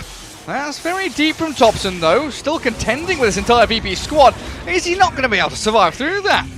Nightfall now, BKB's up, but the invis out from Saxa, oh, it doesn't work. He's tracked, turns with a 2-man stun. It's beautifully done, but OG, they've got to turn Run away from VP. The rest of the team does not have this ability called Wind Run, so they cannot follow. Thompson needs to be a bit more careful. Also decided to go for the Storm with the BKB, so those Maelstrom procs are not going to do any damage. I think next big timing for OG is that Aghanim Scepter on Morphling. And possibly a Gleipnir. Sanking also getting a BKB for himself. They have no abilities that go through magic immunity, so that's going to be great. Just stand their own ground. Man, it's mad though, isn't it? How you can be so stomped in late, getting demolished by this Dawnbreaker who went 10-0 10 minutes into the game, and it still feels like OG have a really solid chance of winning these fights and winning the match. Virtus Pro still with a lot on their plate. These team fights have got to go exactly as they envision. Roshan being scouted out. Power shots there, GPK, long ball in. Forces No-Tail to Ice Blast him, but the two supports from OG being dispatched with quickly. Epicenter from Seb though with a burrow forward. Kingslayer's down, no IO anymore, but that crit. Nightfall just whacked straight into Seb. IO boys back as well, while Thompson chases GPK, but he's got mana to play around with. Ball lightning into the vortex. GPK hunts the Wind Ranger. Thompson, he's desperate for it. Where's the rest of VP? Nightfall comes in a little bit too late, but they've killed off 3 of OG regardless. And with the wall illusion, Starbreaker's coming. Nightfall is chasing. Thompson is running. Gets out of danger. A bit too far. Also, Nyx Assassin bought back and died after that again, so his item progression is not going to be there. So Mail still tracked. Just business. Nothing personal. Well, it looks like Virtus Pro don't want a Roshan anymore though. I don't think they have enough damage. Like this was a good pull from GPK. Thompson realizes a lot of BKB was used there, a lot of seconds, and then decides to run him down with the ulti. He's going to try and run down DM at this point. Towards the Dark Seer.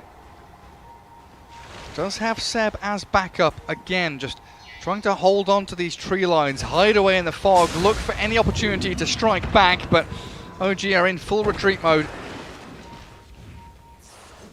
Wind Ranger at this point lacks a bit of damage. I want to see what his next item after Gleipnir is going to be. Maybe like a casual Crystallis, or you can go for MKB, but definitely needs to be a damage item. GPK will pick up double damage, getting closer to his Aghanim Scepter. Morphling just finished his. Morphling Ags. He's turned into Sand King. Long range burrow strikes, they are a-coming. Epicenter, fake pumped. What's the vision looking like right now? I mean, Dire has an observer ward up here and down there. Radiant kind of lacking in vision apart from this one ward north of the Roche pit. Their scan does connect and turn red. But OG, they're tracked up. Sand King, Thompson, all spotted out. Now a track onto Saxa means save, just keeping the vision on them while Sumail. The burst strike long range, he wants to blow up Kingslayer. He does get the job done. No buyback on him, but he's dead anyway. Doesn't shift, doesn't survive. Saxa hounded by GPK and Virtus Pro. They're on the chase forward. Seb with the epicenter, looking for the Blink Burrow, catching him out, and down goes the Dawnbreaker. GPK still with the DD rune going though. Shackle Shot won't last behind him. Turns to blow up Thompson, and DM on a killing spree. These are all track kills. Money, money, money. And it comes towards VP. Seb, nothing left to give. 21 charges, but no burrow, no blink, no survival. OG gonna be wiped off the face of the map. 6 track kills in a row for Virtus Pro. I mean, they've lost the Dawnbreaker. Dawnbreaker has a buyback. Did not want to use it there. Next time they respawn, they can go inside a pit. Yeah, it's a 5,000 gold difference. AA Blast hit Storm Spirit or a Dawnbreaker and IO, so they just wanted to go in. With the Morphling, try to connect, maybe land a stun, missed, gave them vision. It's just rest of the team was not able to connect. We can see that those heroes, also IO, managed to drop instantly. Hey, even though they killed off the IO straight away, Right, Sumail didn't get the shift off. That's the biggest problem of that fight. Yeah, absolutely right. And now, OG staring down the barrel of a GPK Storm who has BKB and works towards the Bloodstone. Sumail this time does shift strength. Roshan still alive, first one of the game. And both teams continue to vie for control around the pit. Dawnbreaker, level 20, didn't talk about her talents. -1 luminosity attacks required, so it's 2 attacks, not too bad. What was Thompson's courier doing over there? Not feeling too safe about it.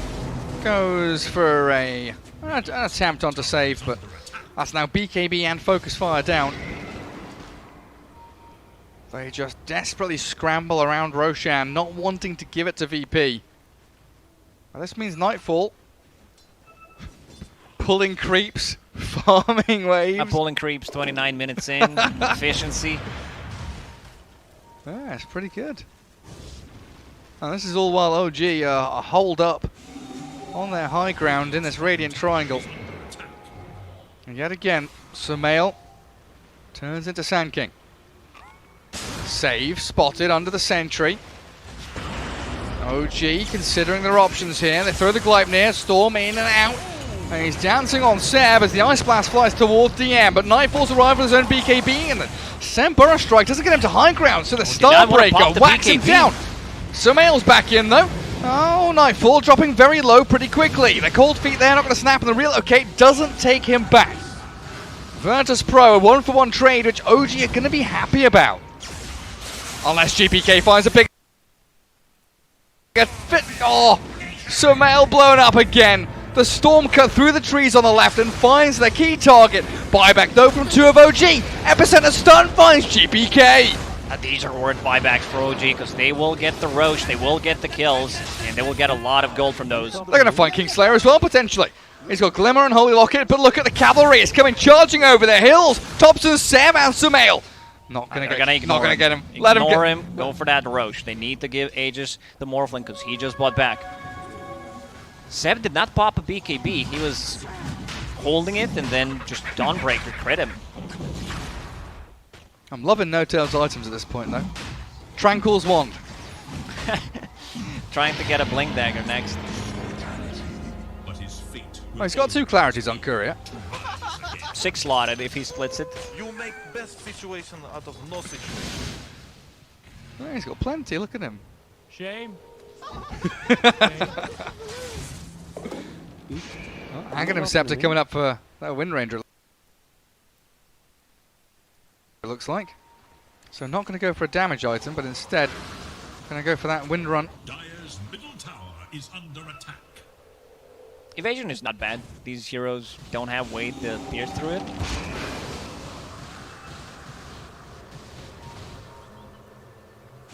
Sanking Shard, one of my favorite ones. He was kind of meh, but now it doesn't sound too bad. Like it's just, you know, 1 pulse of Epicenter. And it also adds extra 20 damage. No Whoopsie. fail, getting caught one more time, no buyback, 45 seconds. Of course it happens when I'm taking a sip of drink. A double damage rune. Thompson very gladly finds it. But I think Virtus Pro know that OG is split. With AA down and 2 heroes that were showing bottom not too long ago. VP are angling for that mid lane fight. And they're on to Thompson. Can he BKB in time? He can. And with the Wind Run, he turns to battle.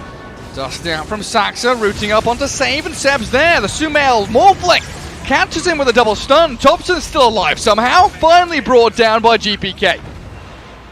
Seb's BKB going to work and burrows to the high ground, but Storm Spirit's still on his tail. But look at Sumail! From Sumail. The 2-man burrow with the Impale. Kingslayer's got the heels behind with the tether, while OG, they reset and rethink. Seb, fake pumping that. Epicenter. Virtus Pro realized we can't take a fight. They knew Ancient Apparition did not have a buyback, so they just went in. Because it's serious amount of damage and stopping the healing from Dawnbreaker, from Io is a big deal. Io upgraded the Shard, so Tether now stuns. Nice. And it also deals 150 damage. He's got a wonderful neutral item for himself as well. Philosopher's Stone on the IO. Keep that When gold Io ticking was over. first introduced, that was his ability. Yeah. Stun. It was like CK IO, you know? Tiny Io, stun people. I also used to get vision from the balls as well, didn't you? Yep. So you would orb, reality rift, stun with the tether, stun with the CK, job's done. There's Dawnbreaker position 1. Still top of the net worth. But I don't know, there's just something off that doesn't feel quite right. It's not a super hard carry. It feels like Morphling's going to have the upper hand as this game goes later and later. A lot of heroes in this game bought Shard. Even Dawnbreaker gives you magic immunity during the Starbreaker. Plus a BKB, and then you get 2 charges on level 25, which he is getting close to. That's real nice. There's plenty of time left on this Aegis. A minute and a half for Sumail, and that's why the rest of his squad are smoking. I think, yeah, Thompson was just tracked up though, and even though the Lotus Orb comes, they'll know. Virtus Pro will know something's up. Just business. Nothing personal. So back to pruning the waves, maintaining the lanes, keeping yourselves out on the map here as GPK looks to finish off that Bloodstone. Virtus Pro does not want to take a fight until Aegis expires. It's going to be very soon. Less than a minute.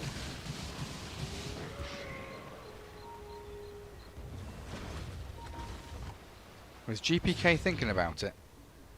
I see some pings onto No-Tail there. Yeah, I think No-Tail realizes it's GPK Storm. something's up. He's thinking about it, no doubt. I'm keeping my eyes on this one. I'm not going to miss another one.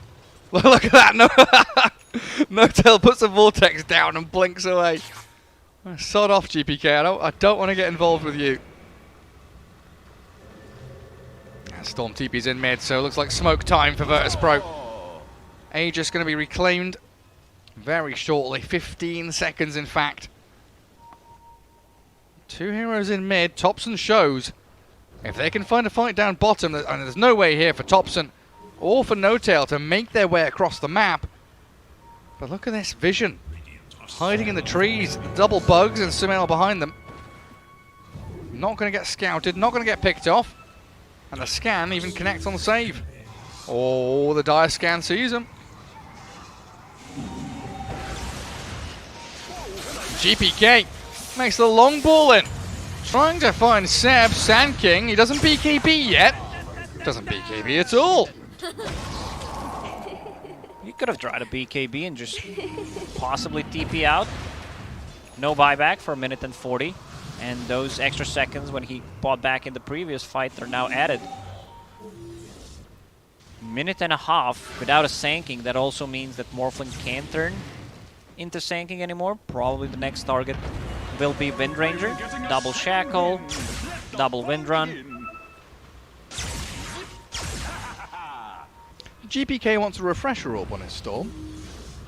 I don't think I've ever seen that. I mean, I've seen a Refresher Shard, just not the Refresher Orb. Double pull. Oh, jeez. Back wall onto 3 with a Vortex. Beautiful from Virtus Pro. Saxa, he will finally fall while No-Tail slammed down by Nightfall. Topson with Sumail. They're aiming this Dawnbreaker, and yeah, they've got it trapped in the Gleipnir, but they've still got to turn tail and run. They cannot stand their ground without any stuns. Sumail and Topson. Oh, are they done for? They're going to get caught out and chased down. Topson, the Shuriken, bounces back onto him. But GPK's out of mana. They run low on resources. Oh, he's got Bloodstone with 16 charges, but the Shackle Shot will hold them back. Good little move from Topson and Nice Sumail, but back. another back in again. Topson down and Nightfall, BKB's up. Saxa's brought back for this.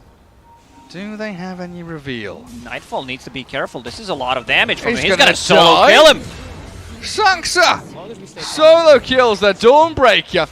Does buy back and might be paying with his life, but it looks like GPK wants nothing more to do with this. No mana left on Bounty. Shackle. Whoa, what is that angle? That's a Sumail angle, that's what it is. Shackle shot from the high ground down to low ground. Bends. It's like we're in Wanted. Surprised OG decided to take that fight. You know, no sanking, no way of sanking coming back into the game. That was beautiful done, as you mentioned. From Virtus Pro, nice back into the wall. Nightfall on this Dawnbreaker. If he had Satanic there, I think that's a bit of a different case. You just get pretty much a second life if you're not hit by Ancient Apparition, of course.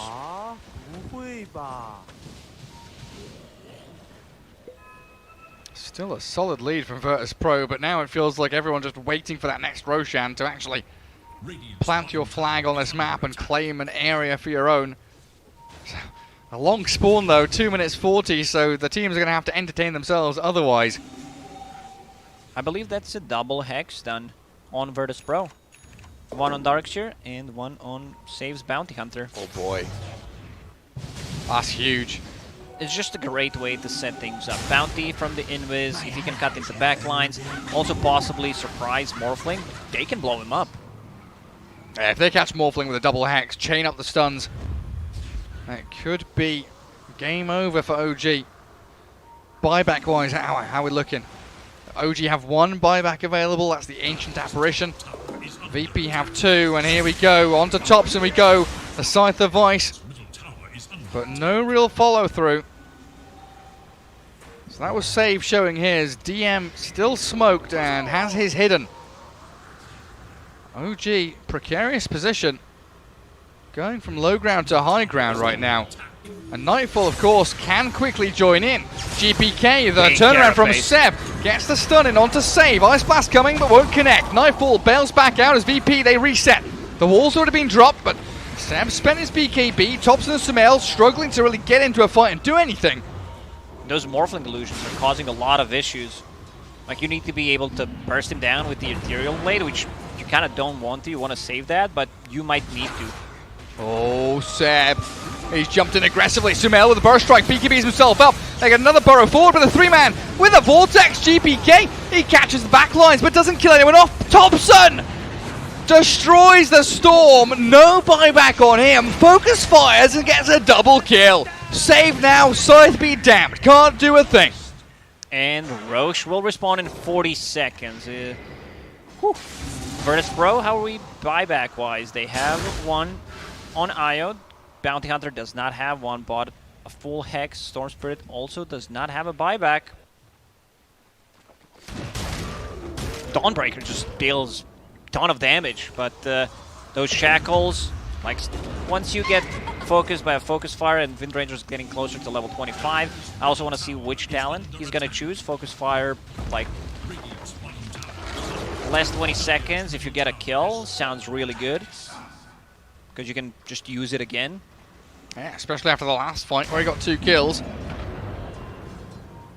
5 seconds until the Roche spawn.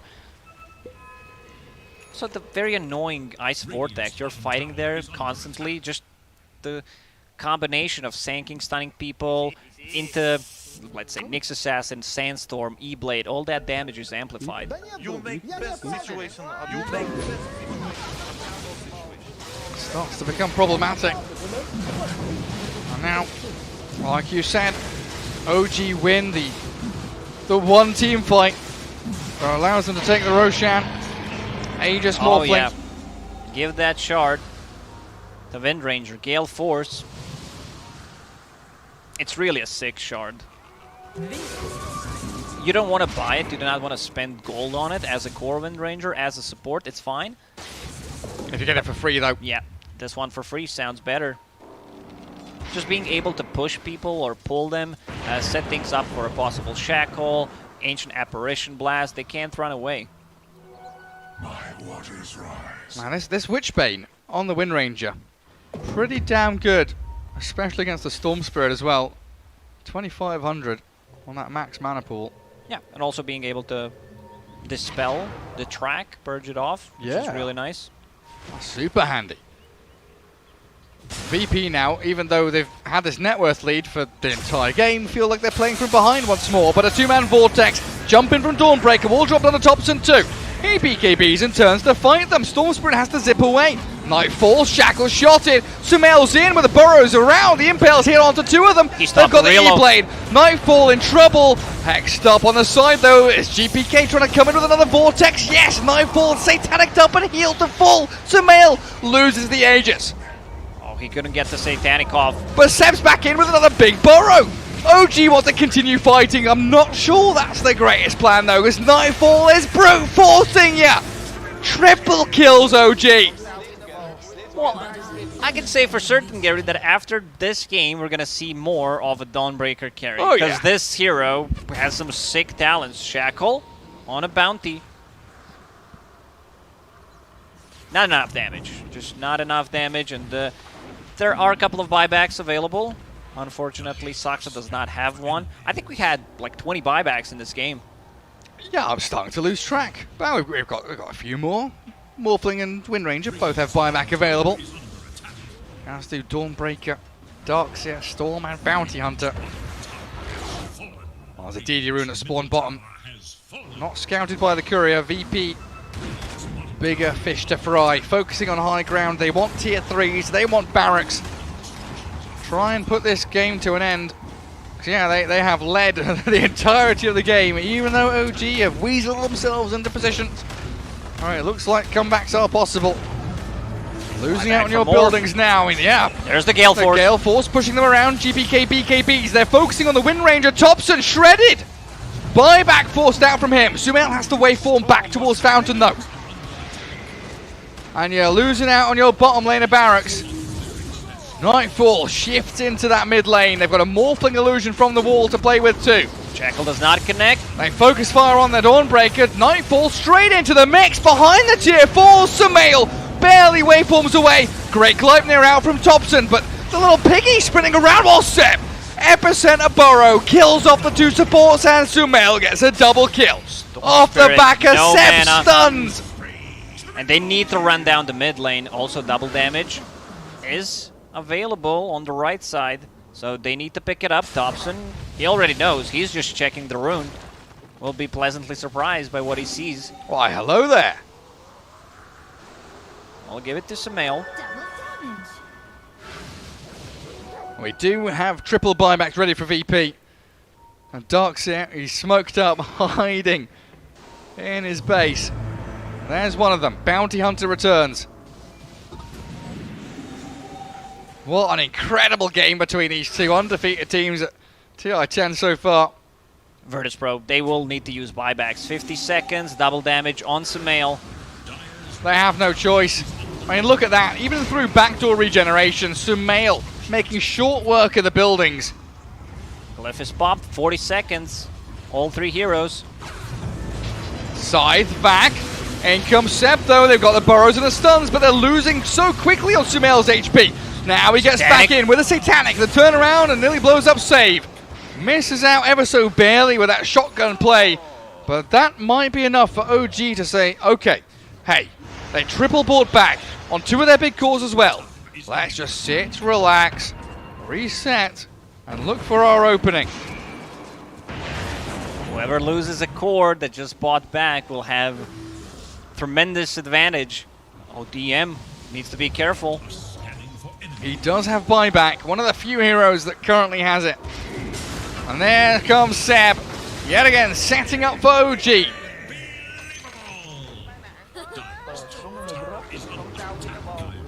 Bottom lane is pushing in. Only 1 catapult. OG, they will want to take a fight. They want to force another buyback. DM has buyback and vacuum wall. 2 of the most important tools here that VP has. Add in the Hex and this Darkseer, an imperative part of Virtus Pro's team fight. Aeon Disc now up on no tail while he sits back with his beautiful blink dagger. Little trickster's cloak. If GPK manages to buy that refresher, that could be a game changer. Sells the wand, sells the soul ring. Might be it. Like double pulled while you're in the wall, the double hex from both Bounty Hunter and Darkseer could make a change. They're still not going for it. Like, they're really afraid right now to go for all in try to force a buyback, because they just might lose. You get hexed, buyback coming out from the Darkseer, but look at Seb. That level 25 talent is insane. 40% slow and blind. Oh, but look at that. Bottom lane. On this. Save gets on top of No-Tail. Ancient Apparition gone, but OG looking to respond. They can't stop the TP's home. So now we're back into a 5v4, but this time favoring Virtus Pro. OG, what do? Run back to your base, cower and hide, wait for VP to come to you. Because they're smoking. They're coming. 4,500 HP on this Dawnbreaker. Incredible power and strength from those thighs, propelling VP towards victory. Hold the high ground. There's a gem on the ground. Thompson, does he want to pick it up? He already has one. Don't need two.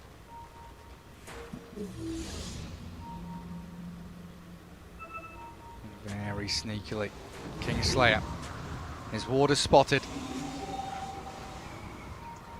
But VP only have one lane pushing in. Bottom and top going to start trending in towards that. But Dooman with that two-man vacuum and the wall. No real follow-through. I was expecting a bit more there. Gale Force causing some issues. Sam and Thompson make the play in towards Can they them. blow him up? DM, Yes, they Darkseer's can. going to die and Nightfall's fallen as well. They blow up 2 cores. No buyback on Nightfall and Save's in trouble as well. The epicenter double burrow gives triple kill to Seb. That's game. They don't have the buybacks on these heroes. No-Tail doesn't even have the voice line, but he's going to drop the rat-ta-ta-ta-ta anyway. He already used all of his voice lines, so he just went for the triple. Oh my goodness, a minute and a half, no Dawnbreaker, no Bounty, no IO, Storm and Darkseer, they're all that VP has. Yeah, that's the budget voice line. If you have no money, if you used everything, look at this graph. It's the first time OG has been in the lead this entire game. 50 minutes of VP dominance turned on its head. They need to go. 75 seconds without a Dawnbreaker. Bottom lane is approaching, but you have 2 Wind Rangers in your base. They also have no glyph. Go tier 4s! OG have done it, boys! They're going to close this one out. 35 to 53. They were down like 20 kills, and now they're winning. Victory's within sight. DM tries. He's got a BKB up, and GBK zips in, but what can a Storm do on his own? Absolutely nothing. He's stunned. He's disabled. DM's gone. Gary, when it's time to call it, it is time to call it. SGG. Man, what a comeback from OG in this game. This is why Dota is such a beautiful game. I mean, I watch the other esports, but this is why we're the best game in the world. No doubt about it. 8 minutes in. 8 minutes in. Other games, you know, they've got 2 kills going on. We've got, you know, 15 to 2. Oh, one team's out of it. There's no way you're coming back into this. OG slam their heads into the wall over and over again, winning team fight after team fight. What were they down? Like 20,000? It's like